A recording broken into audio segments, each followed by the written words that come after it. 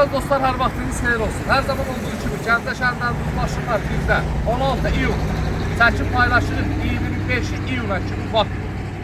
Əlaqə nömrə profildə var. Ünvanımız Gəncə şəhəri yarmarkanın yanı. Bəziləri kimi yalanla danışıb müştəri çağırmağa, reyting qazanmaq üçün çəkmir.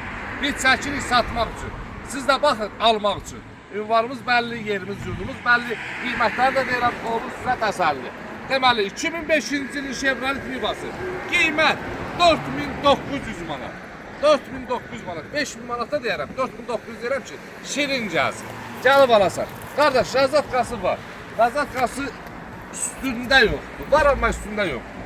Yəni bağlamaq lazımdır. Bağlatdıracaq, orada 40-50 manat harcı var. Tarokqası normal, motor normal. Qardaş, rəng istəyən kimi gəl apar. Harada istəsən. Nəyyət harcı var. 6-7 minlik maşın. Qiymət cəmi 4900 manat.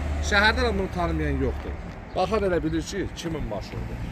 Ona görə də 4900 manat ver, gəl apar. Əlaqə nömrə profildə var. Öpürəm sizləri, yolunuzu gözləyirəm. Bağla getsin. Hər növ avtomobillərimiz var.